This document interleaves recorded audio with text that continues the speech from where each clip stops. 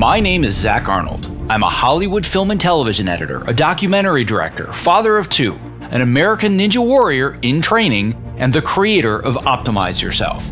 For over 10 years now, I have obsessively searched for every possible way to optimize my own creative and athletic performance, and now I'm here to shorten your learning curve. Whether you're a creative professional who edits, writes, or directs, you're an entrepreneur, or even if you're a weekend warrior, I strongly believe that you can be successful without sacrificing your health or your sanity in the process. You ready? Let's design the optimized version of you. Hello and welcome to the Optimize Yourself podcast. If you're a brand new optimizer, I welcome you and I sincerely hope that you enjoy today's conversation. If you are inspired to take action after listening today, why not tell a friend about this show and help spread the love? And if you're a longtime listener and Optimizer OG, welcome back. Whether you're brand new or you're a seasoned vet, if you have just 10 seconds today, it would mean the world to me if you clicked the subscribe button in your podcast app of choice. Because the more people that subscribe, the more that iTunes and the other platforms can recognize this show, and thus the more people that you and I can inspire to step outside their comfort zones to reach their greatest potential. And now on to today's show, which, to be honest, is going to be a bit of an experiment. As a longtime listener, you already know how much I love to do in-depth interviews on a variety of topics, whether that's allowing everyday people to share their personal and their inspirational journeys, or industry experts and world-renowned authors who share their expertise to help you optimize a specific area of your life. But today, what I want to do instead is give you an insider's glimpse into the world of my Optimizer coaching and mentorship program and what we call the hot seat. What you're going to hear today is a recording of an actual live session with an Optimizer student where on the hot seat, we tackle various questions, whether that's about career transitions, productivity, workflows, networking, burnout, habit formation, resumes and websites, and any other number of work-life challenges that students bring to the table as they navigate their own paths toward success. In the following hot seat session, community member Paul Del Vecchio is looking for help to prepare for a Zoom meeting with a new connection that he established through cold outreach. He wants to make sure he provides value to this person first, while also making it clear how they can help him in his own journey. Listen in to hear the advice that I give Paul and how he can ensure that this is a fruitful conversation for everyone involved that could potentially lead both to longer-term mentorship and, if he plays his cards right, maybe even his dream job someday. If you find these sessions valuable, we're going to be sharing Hot Seat Fridays with you every week that are going to be jam-packed with practical, real-world strategies that you can easily apply to your own lifestyle and career to send you off with an action plan for the next Monday ahead. And if after listening to this, you're wishing that you could schedule your own hot seat session, I invite you to join our community of optimizers, where you're going to find all the support and connections you need to optimize every aspect of your life. Just go to optimizeyourself.me/optimizer to learn more about the various coaching and mentorship options available so you and I can start working together today. All right, without further ado, here's today's Hot Seat Friday session with Paul Del Vecchio, made possible today by our amazing sponsors, Evercast and ErgoDriven, who are featured just a bit later in today's episode. And as a quick reminder to subscribe so you don't miss future interviews just like this one, visit optimizeyourself.me/podcast. We've got Mr. Paul Del Vecchio next on the hot seat. Man, am I excited to talk to you this morning. Oh my God. So many things have happened since you and I have connected last. Give everyone in the group a little bit of context about why you're here on the hot seat this morning. So I sent out my outreach email and I got to Dan Liu. He is an editor. He was an editor on The Walking Dead, and now he is a director on multiple shows. So I sent out the outreach, and I got a response. How long did it take for you to get a response, by the way? 19 minutes. 19 minutes. And there's more. In the response... But wait, there's more! So in the response, he actually asked me to jump on a Zoom call. So that's happening tonight. Did he now? Now, just for point of reference, I remember warning you and the rest of the class about this. You remember when we talked about this and somebody had put in their ask The very first message, I'm curious if you have time to set up a Zoom call. And I said, don't do that. Yeah, but really, this is a hard question to ask. I'm like, if you do this right, they're going to ask you to get on a call. So you wrote this message, sweating bullets for weeks. How do I reach out to this guy? What do I say? Like, this guy works on The Walking Dead. This is exactly where I want to be. 19 minutes, and he asked you out on a date. I love it. But now you have a brand new problem, which is what? So the call is booked. Now what the hell do I do? Exactly. What do I say on that call? I don't know what to do, because it's kind of freaky, because you can't just have this perfectly drafted follow-up and hit send. Now you have to be a real human being on the fly, and you got to play jazz instead of classical music. I do want to mention that Aleshka made the intro, so thank you for that. I love the synergy. It's absolutely awesome. However, you're very by the welcome. way, I'm pretty confident, and Aleshka knows Dan better than I do because I don't know Dan. I bet Dan would have responded anyway. I think Aleshka absolutely made it easier, and I cannot thank you enough for bringing that up during one of our calls and making the introduction. But I firmly believe that your message was strong enough, you would have responded anyway. So that having been said, we need to get you ready for this call, which, as I understand it, is either today or tomorrow. Yeah, it's tonight at 9. Oh my God, I love it. I love how this stuff comes together so fast.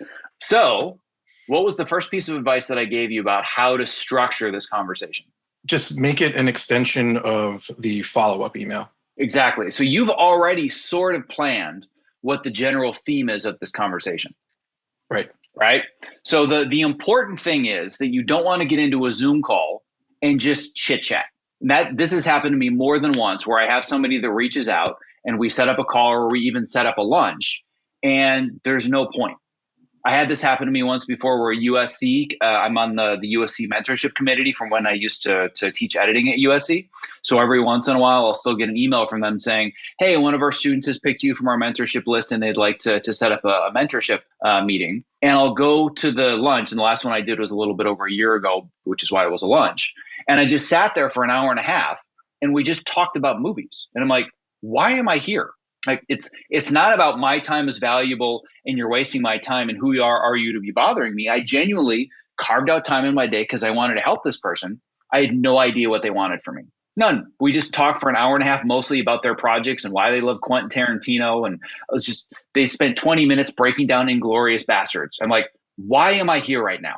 And it ended up being a giant waste of my time. So I know you're not going to do that, but I'm using that for point of emphasis, that you need to have an agenda and you want to make that clear that here's the thing that I'm looking to figure out next. Just like I talked about with Aleshka, it's not tell me the story of your entire life and your journey to where you got today, Dan. It's just like it is in the message. Here's where I am now. Here's where I want to be. And here's this one area where I'm struggling.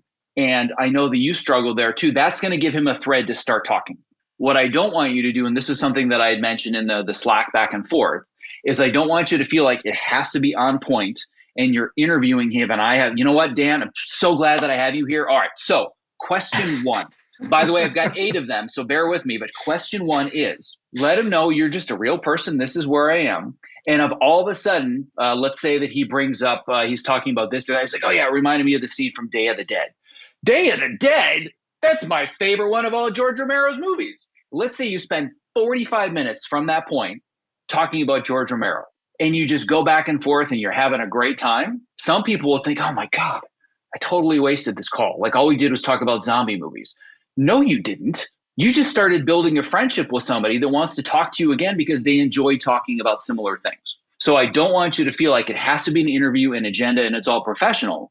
Just make it clear to Dan that there's a point and there's a takeaway for you at the end of the call so we can help you, but it's all jazz and not classical music. So that having been said, on the call, if there's something that isn't answered, what's going to make the call a failure? What do you want to walk away at the end of the call having an answer to? I would just like to hear his stories on how he moved from, assistant editor to editor and then also from editor to director. Or do you think that, assistant to editor is not really the best question because it really doesn't really have anything to do with what I'm trying to do? I think you know the answer to that already. You tell me how learning his transition from assistant editor to editor helps you. Yeah, I guess it really doesn't. But I don't think it does. Where specifically are you stuck right at this very moment? Yeah, transitioning from an editor to directing. Exactly. So I don't think that his AE story is going to be really helpful. I'm sure that there are some general takeaways about how to build relationships or be good in the room. It's not to say that he's not going to have good advice for you, but I don't think that that good advice is helpful with where you are now. Like if I said to you, I've got some really good advice. If you want to shed 5 pounds, then you need to eat 5 times a day to increase your metabolism. And you're like, okay, that's great advice, but totally useless because that's not my goal. Who cares, right? That's really pertinent advice to me right now because the number one thing in my life I'm trying to achieve is getting rid of 5 pounds because I'm going to be on a course in 12 days. Really important advice to me, not to you. So I'm sure there are important, smart things he can share about that transition, but that doesn't help you. What you really need to know is how do I get recognized as a director in the TV industry if I have mostly been an editor in a completely different medium? What are my next steps to get into your world? So understanding how he made the transition from being seen as just an editor to a director, if he gave you some really good pieces of advice or takeaways or told you some good stories, do those help you take your next steps as soon as you get off the call? Yeah, for sure. That's 100%. The takeaway for the conversation. That doesn't mean it's the only thing you have to talk about, but I want you to feel like when I'm done with this conversation, do I feel like I had that answered and I know what to do next? Because what that do is it basically gives you a rudder to steer the conversation. So let's say that you do end up talking about George Romero for 20 minutes, completely off the beaten path, and you're just talking about lens choices and makeup and all this other stuff that has nothing to do with your career journey. You can always bring it back to, all right, man, that was awesome. I love that movie. So coming back to what I had been talking about earlier, I noticed that you did your first directing gig on season 507. I don't actually know what it was, but 507 of The Walking Dead, and you just edited this one. I'm curious, what was the conversation like with the showrunner where they finally said, we're going to give you a try? You can always steer it back to this is the takeaway of the conversation. Other than that, just be friendly. Just have a great conversation with him and just talk about things that you love. Let him talk about himself more than you talk about you, and just see where it goes. So what I don't want you to have is a script. I don't want you to memorize anything. And I don't want you to feel like it has to go a certain way, because that's when people get really nervous. Oh, crap, he's talking about this thing, but I wanted to ask. You totally get in your head. Have an agenda and a takeaway where this is a successful call if this happens. Otherwise, this is just me building a relationship with Dan Liu and learning more about him and letting him talk about how he got where he is. So on top of that, how long should I aim to make the call? Like, I know it depends on the conversation, but like, I don't want to take up too much of his time because I know he's super busy. Do you think like 30 minutes is a good time, roughly? What I always do is I ask them that question. Mm-hmm. What usually happens, I've heard this happen over and over, where they set a specific time. It's usually 15 to 30 minutes. Mm-hmm. And if the conversation goes well, I'll get a Slack message. Oh my God, we ended up talking for an hour and a half. It went so well. But I want you to be very clear at the beginning. I am conscious of your time and how valuable it is. So I'll ask this when I do a podcast. I'll ask this if I do a meet and greet call. My first question before I actually get to my first question is, do you have a hard out? I want to be very conscious of your time. I know that we've got this on the book. It's until 10:30 this morning. Is this a hard out? So I want to make very sure that I'm not taking up more of your time than I need to. And he might say, yeah, dude, like I've got a meeting at 10:31, so we got to keep this short. Or he might say, don't worry about it. Then you know that give or take the plan was 30 minutes. But if it's going really well and you just get this gut feeling that you can just keep chatting and he's not trying to like shorten the conversation and like wrap it up, then don't worry about the time. But always be very conscious of their time and get a clear answer to what does your schedule look like right now. And from there, it's just jazz. Cool. Yeah, I think that pretty much covers it because, I had specific questions, but I don't think I need to run that by you because you gave me the answer. Pretty much just, make sure that, if you have what's the goal of the call? And so I can modify all those questions. Or do you think it would be helpful to? If it's going to be helpful to you, I'm happy to go through them. My sincerest apologies for the interruption in the middle of this interview, but if you are a content creator or you work in the entertainment industry, not only is the following promo not an interruption, but listening has the potential to change your life, because collaborating with Evercast is that powerful. Here's a brief excerpt from a recent interview that I did with Evercast co-founders Brad Thomas and award-winning editor Roger Barton. Living this lifestyle of a feature film editor has really had an impact on me. So I was really looking for something to push back against all of these lifestyle infringements that are imposed on us, both by schedules and expectations. When you guys demoed Evercast for me that first time, my jaw hit the floor. I'm like, oh my God, this is what I've been waiting for a decade. I also had the same reaction when I first saw Evercast. 2 words came to mind: game changer. Our goal, honestly, is to become the Zoom for creatives, whatever it is you're streaming, whether it's editorial, visual effects, Pro Tools for music composition, live shot cameras. It's consistent audio and video, lip sync, always stays in sync. Whether you're in a live session where you're getting that feedback immediately, or you can't get it immediately, so you record the session and you can share those clips with people on the production team where there's no room for any confusion. It's like, this is exactly what the director wants. This is exactly what the producer wants. What matters most to me is it makes the entire process more efficient, which then translates to us as creatives who spend way too much time in front of computers. We get to shut it down and we get to go spend time with our friends and family. The biggest complaint, and I'm sure you guys have heard this many, many times, this looks amazing, I just can't afford it. Tesla had to release the Model S before they released the Model 3. So by the end of the year, we are going to be releasing a sub $200 version a month of Evercast for the freelancer and indie creatives. Anyone who is a professional video creator outside of Hollywood. I think what we've learned over the last few months is that this technology can translate to better lives for all of us that give us more flexibility and control while still maintaining the creativity, the creative momentum, and the quality of work. I cannot stress this enough. Evercast is changing the way that we collaborate. If you value your craft, your well-being, and spending quality time with the ones you love, Evercast now makes that possible for you and me. To listen to the full interview and learn about the amazing potential that Evercast has to change the way that you work and live, visit optimizeyourself.me/Evercast. Now back to today's interview.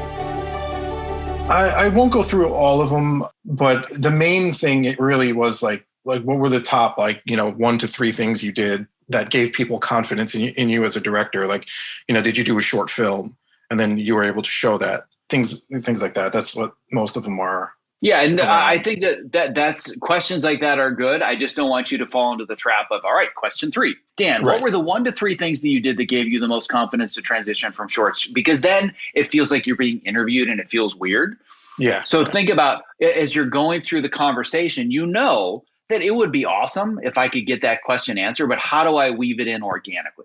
Right. This is the exact same tactic that I use with podcast interviews. One of the reasons the podcast interviews come off as very conversational and friendly, I tell the guest right away, I say, I don't have any questions prepared for you. I have nothing prepared, but this is the takeaway that I want the audience to walk away with. This is our general area or topic of conversation. Other than that, this is just 2 people chatting, having a digital beer together. So I don't want you to feel any pressure, but they know what the general takeaway is, which is what you're going to bring up about making the transition from editor to director in a series.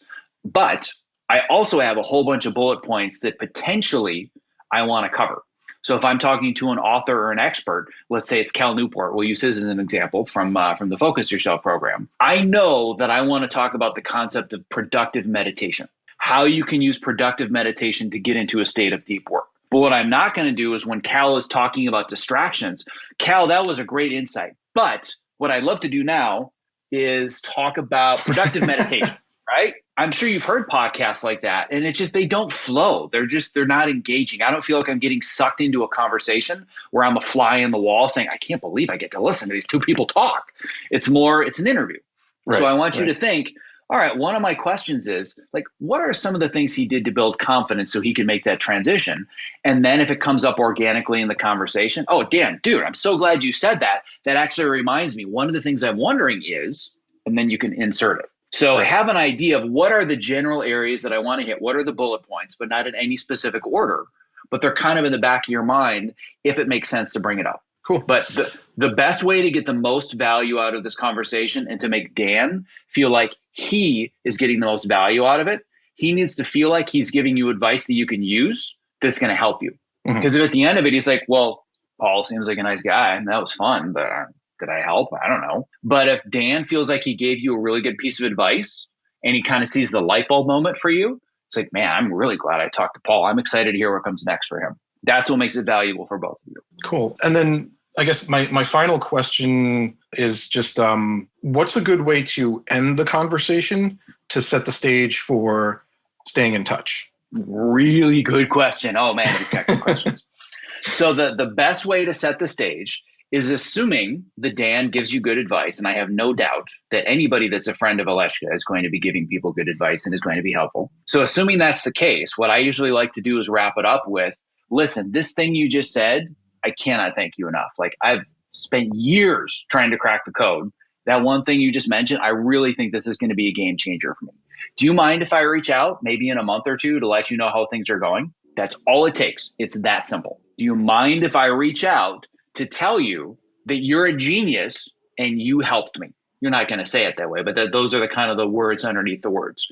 That's how I maintain all the relationships that I do with people that I have, frankly, I have no business building relationships with some of the people that I do, but that's how I do it. They give me advice. I take that advice. I beat the living crap out of that advice, and I get more out of it than they ever thought. And they're like, well, if I gave that little advice and you got that much out of it, I want to give him more advice. And that's how it becomes Sherpa mentorship. And that's how you find your Mr. Miyagi.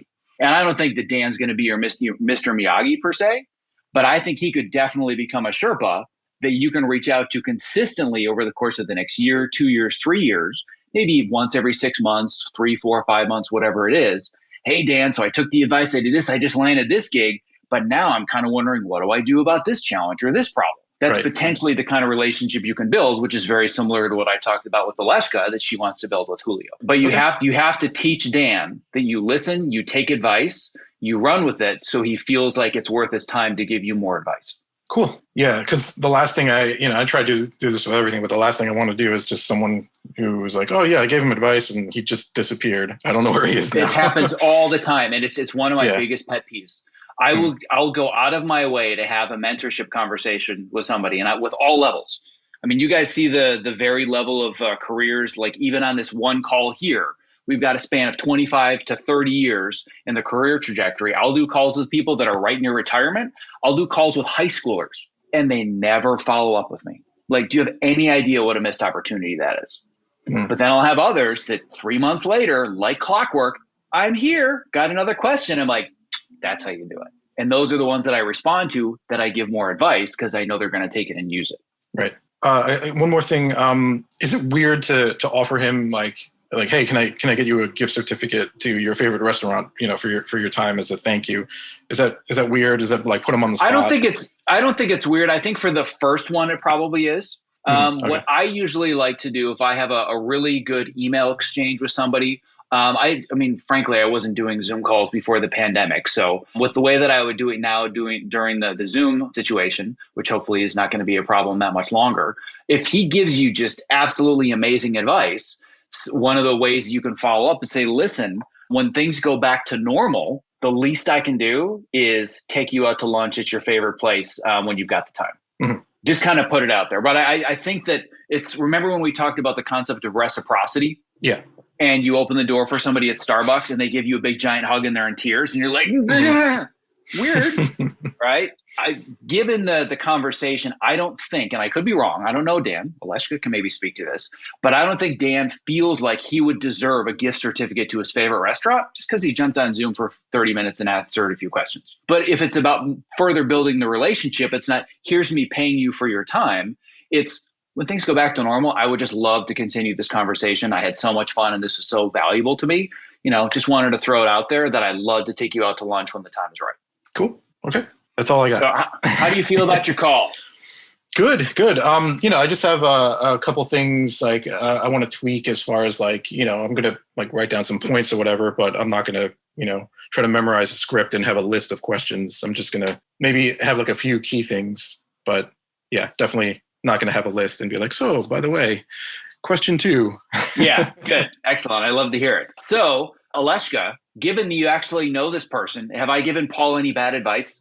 Not at all. I feel very self-conscious having these conversations about somebody that I've never met. No, that's just like, yeah, but I know him. So I could be totally talking out of my ass.